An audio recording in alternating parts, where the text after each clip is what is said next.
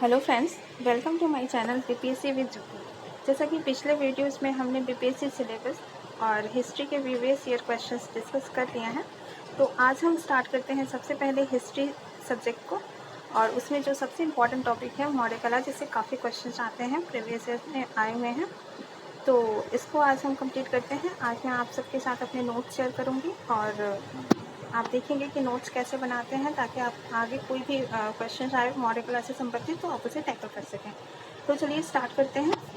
सबसे पहले हम देखेंगे कि मौर्य कला को लेके एक इंट्रोडक्शन आपके पास होना चाहिए।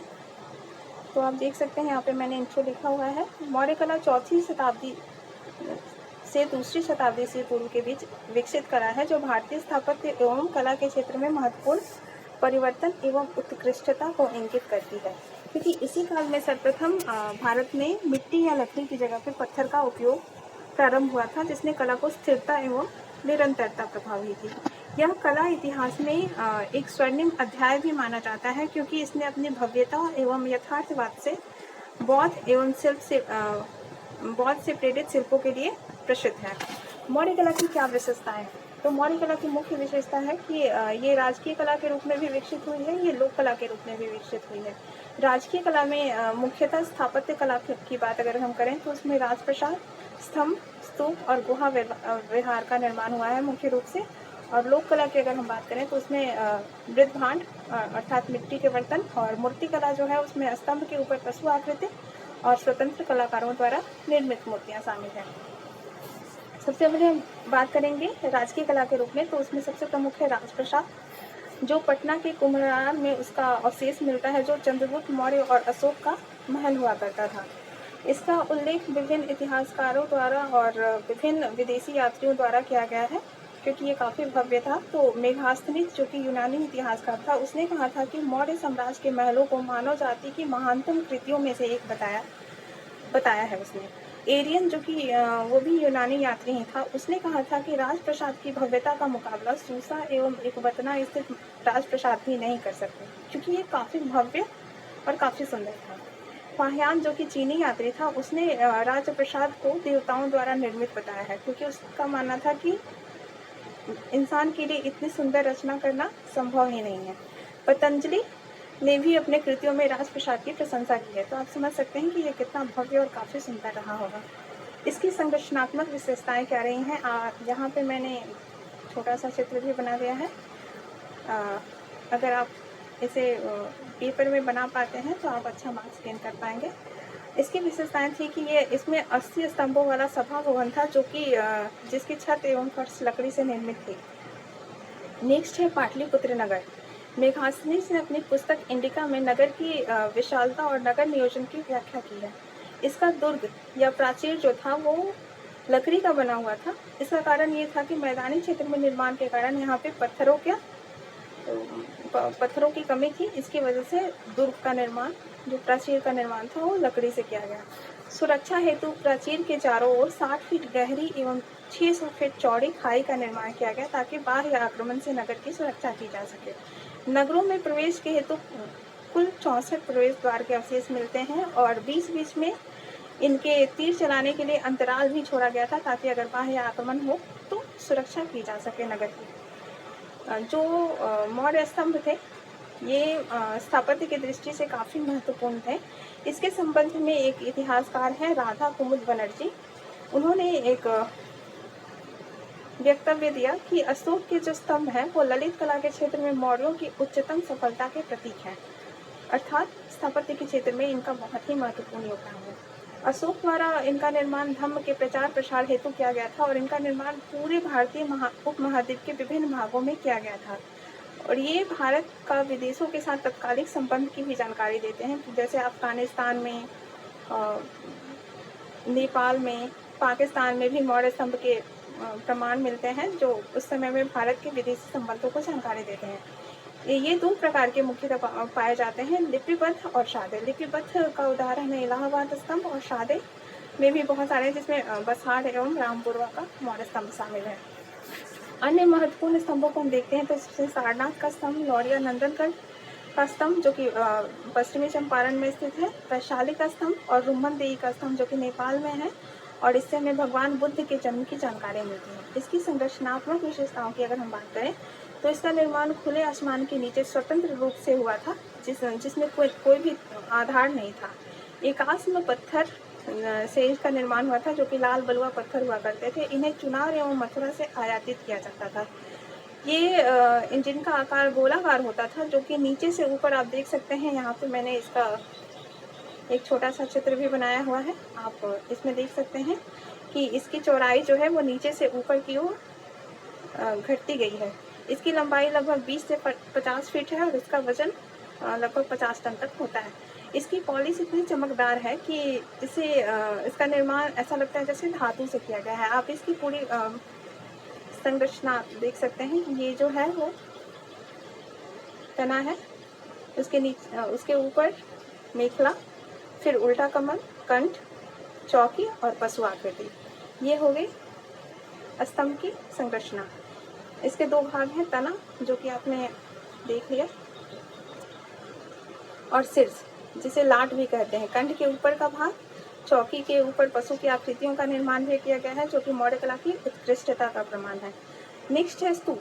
वैसे तो भारत में वैदिक काल से ही स्तूप निर्माण की परंपरा प्रारंभ हो गई थी, परंतु व्यवस्थित और संरचनात्मक स्वरूप का विकास जो हुआ वो विशेषकर मौर्य काल में ही देखा जाता है। मौर्य काल में स्तूप बौद्ध कला के रूप में विकसित हुए, जिनके अंदर बुद्ध एवं बोधिसत्वों के अवशेषों एवं प्रतीकों की पूजा की जाती है। स्तूप निर्माण में अशोक का सर्वाधिक महत्वपूर्ण योगदान था, क्योंकि बौद्ध ग्रंथों के अनुसार ऐसा माना जाता है कि अशोक ने अपने जीवन काल में 84,000 स्तूपों का निर्माण करवाया। तो ऐसे तो कई इतिहासकार इस संख्या को अतिशयोक्तिपूर्ण मानते हैं, लेकिन फिर भी इससे ये साबित होता है कि उसने बहुत सारे बौद्ध स्तूपों का निर्माण करा है। प्रमुख स्तूप अगर हम बात करें तो सांची का जो स्तूप है, जो कि एमपी में है, जो यूनेस्को वर्ल्ड हेरिटेज साइट में भी शामिल है, जो इसके महत्व को प्रदर्शित करता है। भरहुत, राजगृह, धमेक स्तूप, ये सारे प्रमुख स्तूप हैं। इसकी संरचनात्मक विशेषता की बात करें तो आप यहाँ पे देख सकते हैं, ये उसका चित्र है। इसमें तोरण जो कि मुख्य प्रवेश द्वार हुआ करता था, वेदिका, स्तूप के चारों ओर निर्मित घेरा। इसका महत्व ये है कि ये बाह्य भौतिक वातावरण से स्तूप के आध्यात्मिक वातावरण को अलग करता है। उसके बाद है प्रदक्षिणा पथ, जो चबूतरे एवं वेदिका के मध्य स्थित जो खाली स्थान होता है, जिसके अंदर से जो श्रद्धालु हैं वो स्तूप की परिक्रमा करते हैं। नेक्स्ट है मेधी। ये एक चबूतरा है जिसके ऊपर अंडाकार गुंबद निर्मित होता है। अंड जो कि अर्धचंद्राकार गुंबद होता है, जिसके अंदर की छत जो होते हैं वो कच्ची ईंटों से और बाहर पक्की ईंटों से निर्माण किया गया है। हर्मिका एक पेटी नुमा संरचना है, आप यहाँ पे देख सकते हैं। इसके अंदर ही बुद्ध एवं बोधिसत्वों के अवशेष रखे गए हैं, इसीलिए ये स्तूप का सबसे पवित्र स्थान माना जाता है। उसके ऊपर छत्र एवं यष्टि है, हर्मिका के ऊपर स्थित होता है। इसे श्रद्धा, सम्मान एवं उदारता का प्रतीक माना जाता है, जो कि बुद्ध के जीवन का सार था। नेक्स्ट है स्तूपों का बौद्ध धर्म से क्या संबंध। तो आप देख सकते हैं कि बौद्ध और बोधिसत्वों के अवशेषों के ऊपर ही इसका निर्माण हुआ है, और इसके ऊपर बुद्ध के जीवन से संबंधित प्रतीकों, कहानियों, जातक कथाओं का भी वर्णन किया गया है। इसीलिए बौद्ध धर्म का स्तूपों पे मुख्य प्रभाव देखा जाता है। नेक्स्ट है बिहार। बौद्ध भिक्षुओं का निवास स्थान बिहार के रूप में जाना जाता है, और बिहार की अधिकता के कारण ही बिहार का नामकरण किया गया। मौर्य काल में मुक्त पहाड़ों को काटकर गुहा विहार का निर्माण किया गया, जिसकी अवस्थिति मुख्य रूप से गया बिहार में है। धार्मिक सांप्रदायिक सौहार्द के प्रतीक भी माने जाते हैं, क्योंकि जैसा कि आप जानते हैं अशोक बौद्ध धर्म के मानने वाले थे, फिर भी उन्होंने आजीवक संप्रदाय के लिए गुहा विहार का निर्माण करवाया, तो उनकी धार्मिक सहिष्णुता का प्रमाण है। मुख्य गुहा विहारों की बात करें तो बराबर पहाड़ी पर अशोक द्वारा निर्मित 2 गुफाएं प्रमुख हैं, जिसमें सुदामा गुहा और कर्ण चौपर गुहा प्रमुख है। और नागार्जुन पहाड़ी में आप देख सकते हैं गोपी गुफा, लोमस ऋषि और वर्तिका गुफा प्रसिद्ध है, जिसका निर्माण अशोक के पौत्र दसरा द्वारा किया गया। इसकी संरचनात्मक विशेषताओं की बात करें तो इसमें मुख्य रूप से 2 कमरे होते हैं जो चतुर्भुजाकार होते हैं, बेलनाकार छत और लकड़ी का द्वार। दीवार और छतों को चमकदार पॉलिश से पॉलिश किया गया है। नेक्स्ट है लोक कला। लोक कला में मौर्य काल के दौरान विभिन्न कला रूपों का निर्माण किया गया, जिसके ऊपर केंद्रीय शासन का न्यूनतम या नगण्य प्रभाव था। इस पे स्थानीय कला का, लोक कला का विशेष प्रभाव था।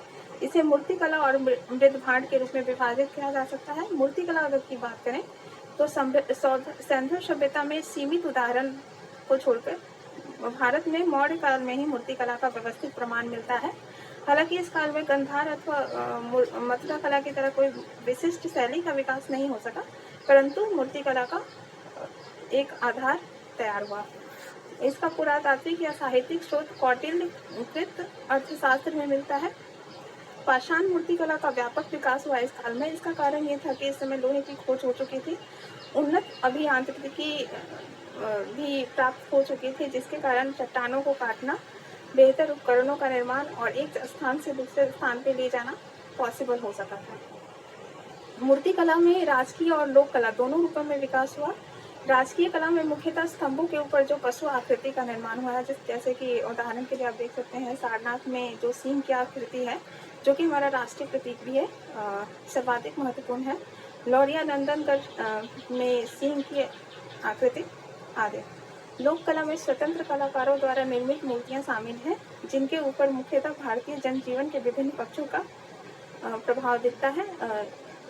इससे संबंधित चित्रण किया गया है, जैसे कि नर नारी की, पशु पक्षी की मूर्ति, यक्ष यक्षिणी की मूर्तियाँ, जो कि कालांतर में देवी देवताओं की मूर्ति निर्माण परंपरा का आधार बने। उदाहरण के लिए दीदारगंज बिहार से प्राप्त चामरगढ़ी यक्षिणी की मूर्ति, बेसनगर तथा राजघाट से प्राप्त यक्ष यक्षिणी की मूर्ति आदि। इनका निर्माण बलुआ पत्थर से निर्मित थे। ये चमकदार पॉलिश की गई थी और ये काफ़ी जीवंत लगते हैं। अन्य मूर्तियां अगर हम बात करें तो नारी एवं बालक की मूर्ति, जो कि बुलंदीबाग पटना से प्राप्त हुई है, ये इसकी विशेषता है कि ये मातृत्व एवं वात्सल्य के भाव को काफ़ी जीवंत तरीके से प्रदर्शित करता है। नेक्स्ट है कालसी, देहरादून से प्राप्त चट्टान काट कर निकलती हाथी की मूर्ति। जैन तीर्थंकर की लोहानीपुर पटना से प्राप्त कार्योत्सर्ग मुद्रा की मूर्तियाँ आदि। ये सारी मूर्तियाँ मौर्य मूर्तिकला के उत्कृष्ट उदाहरण है। मृद भांड की अगर बात करें तो उत्तरी काले चमकदार बर्तन मौर्य काल के की विशेषता रही है। इसका रंग काला और अत्यधिक चमकदार था। इनका प्रयोग मुख्यतः विलासिता के वस्तु के रूप में होता था और कौशाम्बी और पाटलिपुत्र इसके प्रमुख केंद्र थे। मौर्य कला की आलोचनात्मक समीक्षा की अगर बात करें तो कुछ ब्रिटिश इतिहासकार द्वारा इसकी आलोचना की गई है और कहा गया कि ये ईरान की कला की का नकल है। इसके पीछे उनका तर्क था कि उसके मौर्य साम्राज्य के 250 वर्ष पूर्व ईरान में आर्मेनियाई वंश का शासन था, जिसमें उसी प्रकार की कला का निर्माण हुआ था जिस प्रकार की कला मौर्य काल में देखने को मिलती है। जैसे कि आप देख सकते हैं राजप्रसाद स्तंभ, पाषाण मूर्तियाँ, राजप्रसाद में बड़े बड़े स्तंभों का निर्माण, सभा भवन, स्तंभों के ऊपर उल्टा कमल, चमकदार पॉलिश, ये सारे ईरानी कला में भी शामिल थे, जो कि मौर्य कला में भी मिलते हैं। तो परंतु इसके विपक्ष में विभिन्न भारतीय इतिहासकारों ने प्रमाण दिए हैं कि मौर्य कला और ईरानी कला में काफ़ी अंतर पाए जाते हैं। जैसे कि आप देख सकते हैं यहाँ पे ईरानी स्तंभ जो हैं वो विशाल भवन के हिस्से के रूप में निर्मित हुए हैं, जबकि भारतीय मौर्य स्तंभ जो हैं वो स्वतंत्र रूप से उनका निर्माण किया गया है। ईरानी स्तंभ जहाँ पे पत्थर के विभिन्न टुकड़ों को जोड़कर निर्मित किया गया है, वहीं पे जो भारतीय स्तंभ हैं वो एकाश्म पत्थरों से निर्मित हुए हैं। ईरानी स्तंभों पर तना पर बेल, लता, फूल एवं पत्तियों की आकृतियाँ निर्मित की गई हैं। वहीं भारतीय स्तंभ सपाट हैं, उनके ऊपर कोई भी आकृति निर्मित नहीं की गई है। कुछ इतिहासकारों ने तर्क दिया है, जैसे एसपी गुप्ता ने, कि ईरान के हकमनी साम्राज्य के पतन एवं अशोक की कलाकृतियों में 80 वर्ष का अंतराल था, तो इसे इसका नकल कहना उचित नहीं है। वैसे ही हैवेल ने कहा कि उल्टे कमल वाले स्तंभ का शीर्ष भाग ईरानी ढंग की घंटी नहीं बल्कि विष्णु के कमल का फूल है, जो कि भारतीय संस्कृति से संबंधित है। वहीं मौर्य कला जो है वो धार्मिक प्रभाव से संबंधित है, परंतु उसमें धार्मिक सहिष्णुता भी विद्वान है। इसकी समीक्षा के रूप में हम कह सकते हैं कि मौर्य कला को ईरानी कला की देन या नकल मानना उचित नहीं है। हो सकता है कि उसने विदेशी तत्वों से प्रभाव ग्रहण किए होंगे, परंतु ये उसकी प्रगतिशीलता का प्रतीक है, परंतु उसका आधारभूत तत्व भारतीय संस्कृति से ही प्रेरित है। कंक्लूजन के रूप में हम देख सकते हैं कि यद्यपि भारतीय उपमहाद्वीप में कला और संस्कृति की परंपरा सिंधु सभ्यता से प्रारंभ हुई थी, परंतु कालांतर में इसकी निरंतरता हो गई। पुनः मौर्य काल में ही भारतीय कला एवं शिल्प को निरंतरता मिली। मौर्य कला देश के राजनीतिक एवं सांस्कृतिक एकीकरण का प्रतीक है, जिसका प्रमाण है भारत का राष्ट्रीय प्रतीक अशोक चक्र। तो ये आपने देखा मौर्य कला के ऊपर मेरा नोट्स, और आप देख सकते हैं कि इसमें लगभग सारी चीज़ें मौर्य कला से संबंधित शामिल हैं। नेक्स्ट वीडियो में हम कोशिश करेंगे कि मौर्य कला से संबंधित प्रीवियस ईयर क्वेश्चंस कुछ जो मैंने देखे होंगे वो आपके साथ डिस्कस करें, ताकि आपको समझ में आए कि क्वेश्चंस कैसे टैकल करने हैं। तो आज के लिए बस इतना ही। Thank you so much.